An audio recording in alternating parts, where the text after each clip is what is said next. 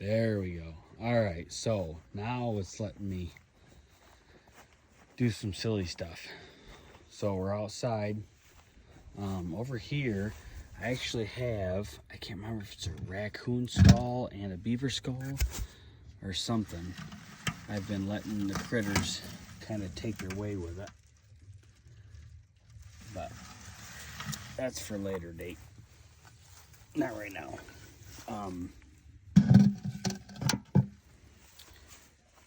But my coop over here, you can see where I have, oh, it looks disgusting in the light here. This water is usually very nice. And then this is for the goose and the duck, just the two of them. Over here, this is for the chickens. And they actually obey that pretty well. They understand that if the goose goes in there, that they need to go over there and get drinks. This is just a big feeder that I had hanging in there, and they were ignoring it completely because every day I got home or every morning they would get thrown a big huge scoop of feed. Same thing with this water here. They did not give a shit about that thing once we started doing this. So yeah, which actually I'm just gonna go ahead and dump this because that's gonna get changed out in the morning or in the afternoon. So I mean, by looking in there, you can see that it wasn't insanely dirty, but it was a little icky. They do that. It gets changed out every 2 days. And here,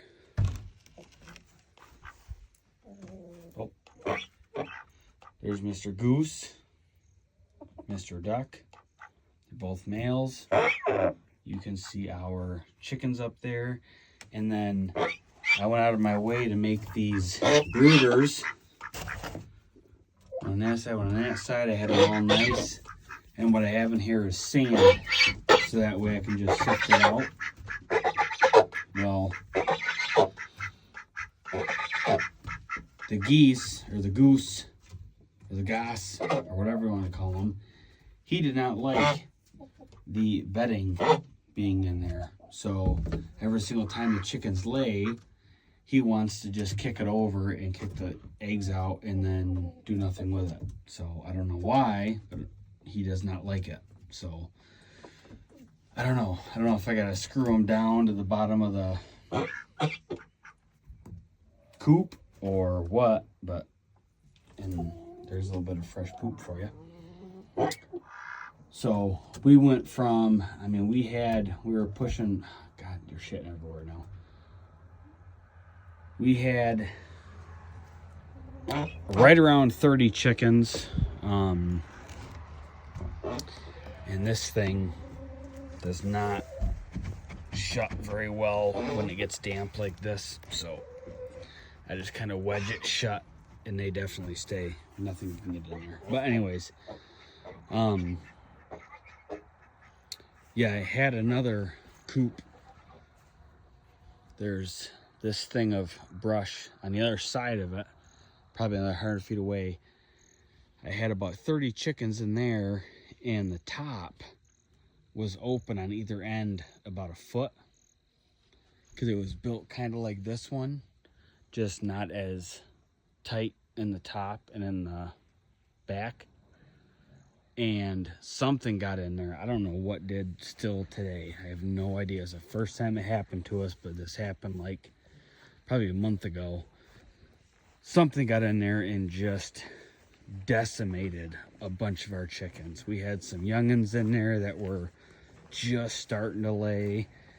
So they killed. I had 2 roosters killed because they were attacking my kids. And then one old one because she was not laying at all anymore and she was hurting. So we got them gone.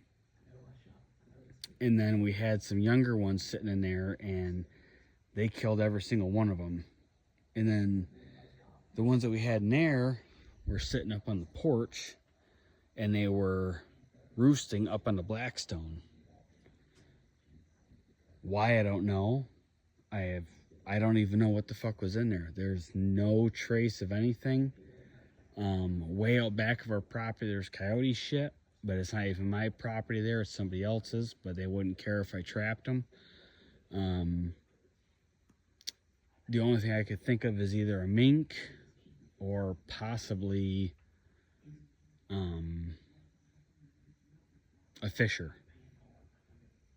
But I have not heard either one of those things around here. But if you look where all that black is across our house, where you can kind of see the sky, that goes from here all the way over into PA. We're right on the line.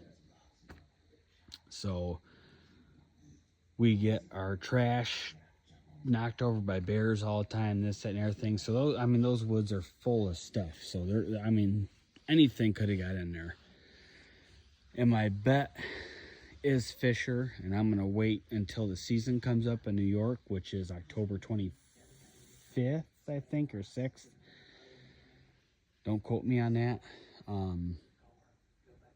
And this property is gonna get loaded down. I bought extra 160s and 220s. Those are both traps. And I'm gonna put a whole bunch right around here. The only reason I haven't put foothold traps out is because we have dogs and we have, you know, chickens and geese and this and that, and I don't want them to accidentally step into one, because then none of them want to come outside and hang out with me. So, but as you see, we live in the middle of nowhere, so it's kind of up to us to just figure out what's going on.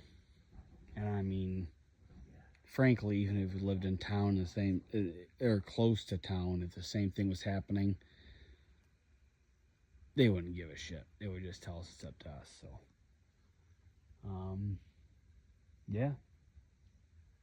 I just figured I'd give you guys a little, and this right here, what you're seeing, this is still me trying to fill in a spot for the pool, which, I don't know, with work and everything else, it's been a pain in the ass, because we haven't had, you know, we have 2 days of rain, 1 day of nothing, and then same thing over and over again. So this sand has not been able to work with me. So I have not been able to fill this up. And now we're to the point where it's under 50 degrees at night, and obviously nobody wants to swim in that. So I have lost my luster for trying to get this thing filled up, but I do need to do it eventually, so that will happen.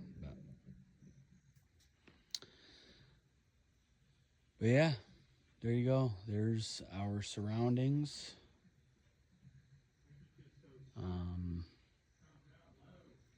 Our house, and you go back into nothing. So, all right, you guys have a good one.